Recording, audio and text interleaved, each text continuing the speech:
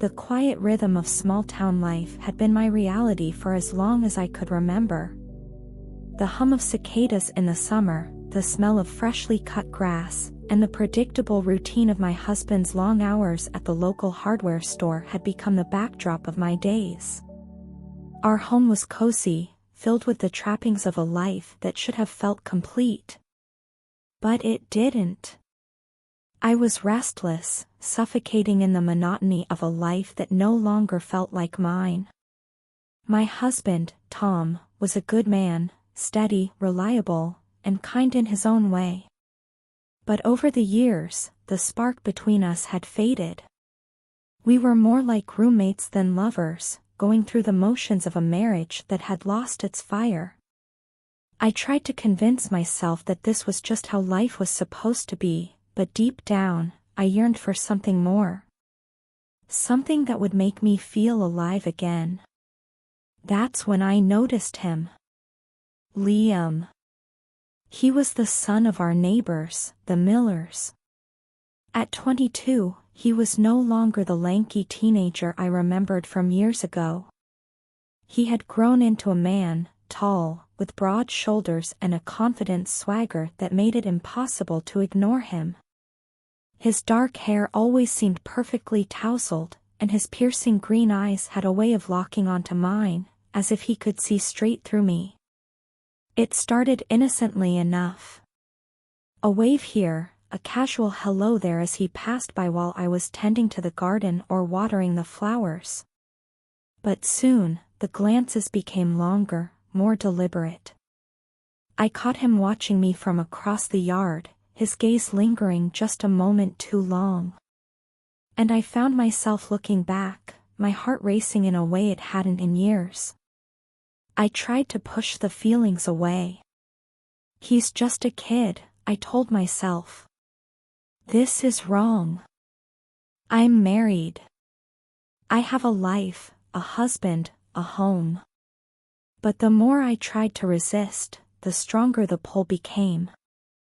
There was something about Liam, his youth, his confidence, the way he carried himself, that awakened something in me I thought I had buried long ago. One afternoon, I was out on the porch, sipping iced tea and trying to enjoy the warm summer breeze, when I saw him walking toward me. He was shirtless, his tanned skin glistening in the sunlight, and my breath caught in my throat. "Hey, Mrs. Carter," he said, his voice smooth and low. "Need any help with that?" He gestured to the stack of firewood I had been struggling to move earlier. I hesitated, my heart pounding. "Oh, no, I'm fine," I said, forcing a smile. "But thank you." He stepped closer, his eyes never leaving mine. "You sure? You looked like you could use a hand." There was something in his tone, a hint of playfulness, but also something deeper, more intense. I swallowed hard, my mouth suddenly dry. "Well, if you're offering." He grinned, and before I knew it, he was lifting the logs with ease, his muscles flexing with every movement. I couldn't help but watch, my pulse quickening as I noticed the way his body moved, so strong and sure. "You're always so kind," he said, his voice softer now, almost intimate. "I like that about you." I felt a flush rise to my cheeks. "It's nothing," I replied, my voice barely above a whisper. He stepped closer, his gaze locking onto mine. "It's not nothing," he said, his voice low and steady.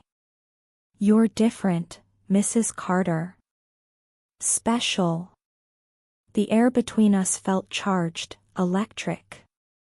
I could feel the heat of his body, so close to mine, and my heart raced as I realized how dangerous this was.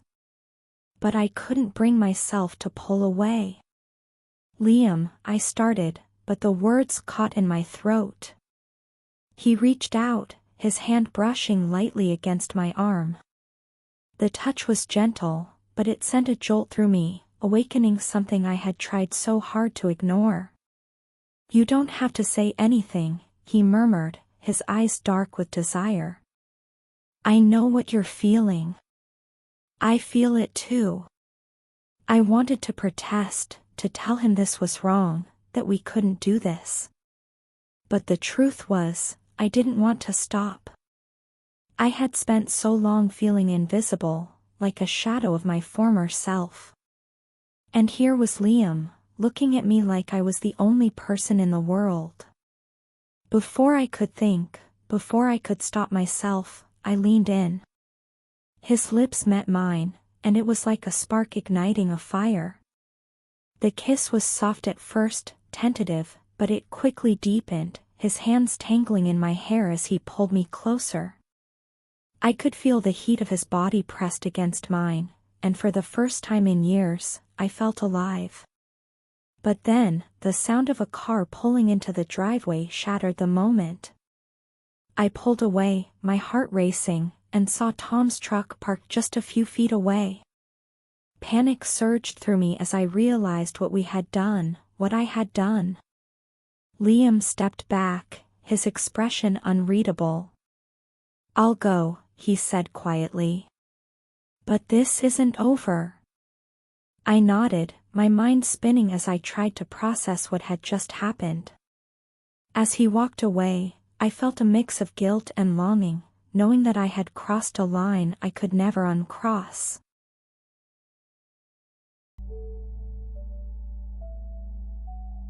The days after that kiss felt surreal, as if I were walking in a dream, both intoxicating and nightmarish.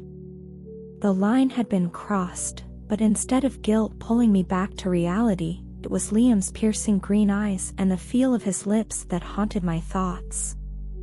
I found myself looking out the window more often, scanning the yard, hoping, no, aching, to see him. Each time his figure appeared, shirt clinging to his frame as he mowed the lawn or carried groceries for his parents, my stomach flipped with anticipation and dread. It wasn't long before he noticed my stolen glances. He started finding reasons to be outside more often, a knowing smirk playing on his lips when our eyes met. The tension between us thickened with each passing day, like a storm brewing on the horizon. My husband, Tom, oblivious to the turmoil within me, continued his predictable routine, leaving me alone with my thoughts and desires. One afternoon, as I stood by the kitchen sink rinsing dishes, I saw him again. This time, he was leaning casually against the fence, his gaze fixed on me. There was no pretense now, no attempt to hide his intentions. My breath caught as he raised a hand in a small wave, his lips curving into a grin that sent a shiver down my spine. I wanted to turn away, to close the curtain and shut him out, but I couldn't. Instead, I found myself stepping outside, drawn to him like a moth to a flame. "Hey," he said, his voice smooth and warm, like honey. "You've been hiding from me." I shook my head, my heart pounding. "I've been busy." He stepped closer, the faint scent of his cologne teasing my senses. "Too busy for me? That's a shame. I've been thinking about you." His words hung in the air, heavy with implication. I should have walked away, ended this madness before it spiraled out of control. But instead, I stayed, the space between us shrinking until I could feel the heat radiating from his body. His hand brushed against mine, a deliberate touch that sent electricity shooting through me. "Liam," I whispered, my voice trembling. "We can't do this." "Why not?" he challenged, his gaze locking onto mine. "Because it's wrong? Because you're married? Or because you're afraid of what you're feeling?"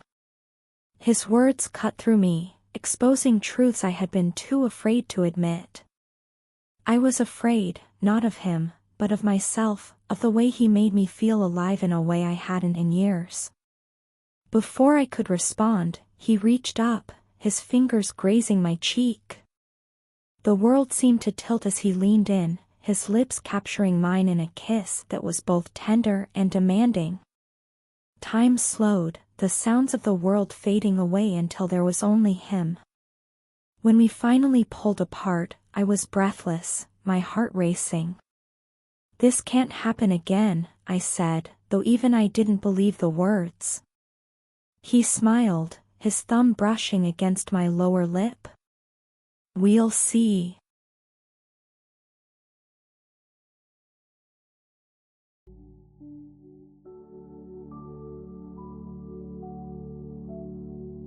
It happened on a Thursday afternoon.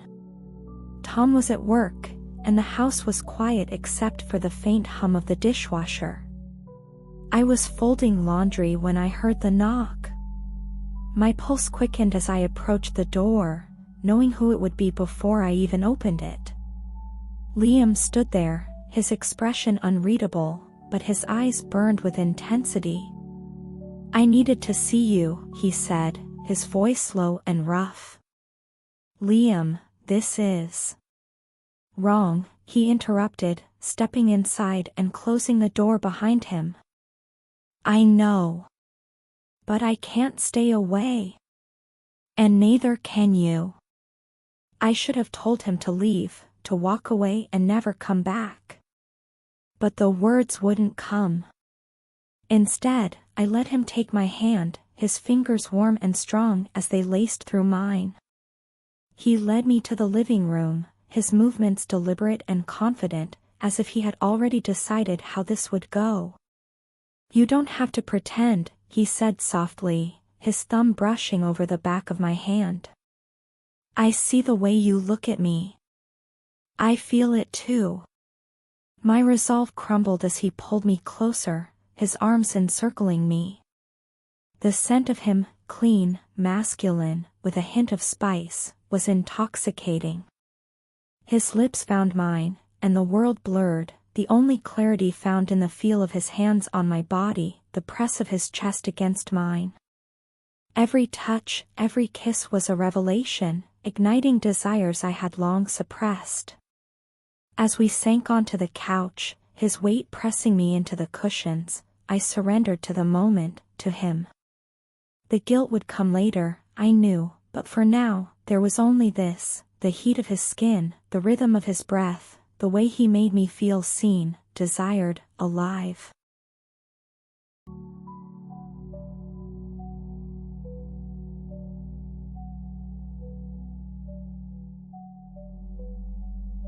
In the days that followed, I was caught in a whirlwind of emotions. The guilt was unbearable at times, a constant weight on my chest that made it hard to breathe. Yet, beneath the shame, there was a dark, undeniable pleasure. Liam's touch lingered on my skin long after he was gone, his words echoing in my mind. I craved him in a way that both terrified and thrilled me. Tom noticed the change in me.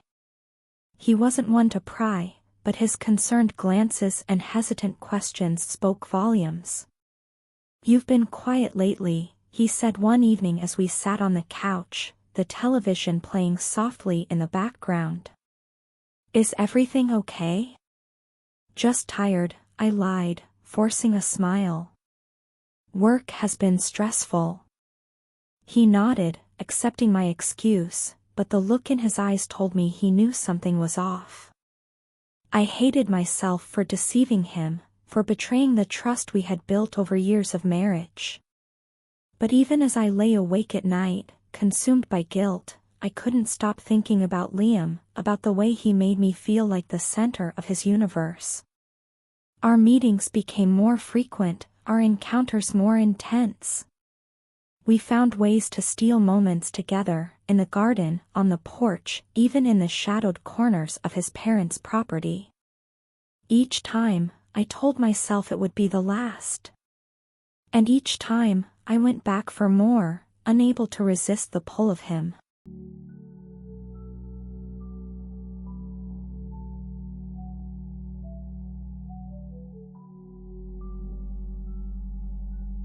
It couldn't last forever. The cracks were starting to show, the carefully constructed facade of my life beginning to crumble. One evening, as I stood at the sink washing dishes, I felt Tom's presence behind me. "Rachel," he said quietly, his voice heavy with something I couldn't quite place. "We need to talk." I turned to face him, my heart pounding. His expression was unreadable, but there was a tension in his posture that set me on edge. "What is it?" I asked, my voice trembling. He hesitated, his eyes searching mine. "I've noticed you've been distant. Is there something you're not telling me?" The words stuck in my throat, the weight of my secrets threatening to choke me. I wanted to tell him the truth, to lay everything bare and beg for his forgiveness. But I couldn't. The words wouldn't come, and the silence stretched between us, heavy and suffocating. Tom sighed, running a hand through his hair. "If there's something going on, Rachel, I need to know." I nodded, unable to meet his gaze. "I'll tell you," I said softly, though I didn't know when or how. For now, the truth remained buried, a storm waiting to break.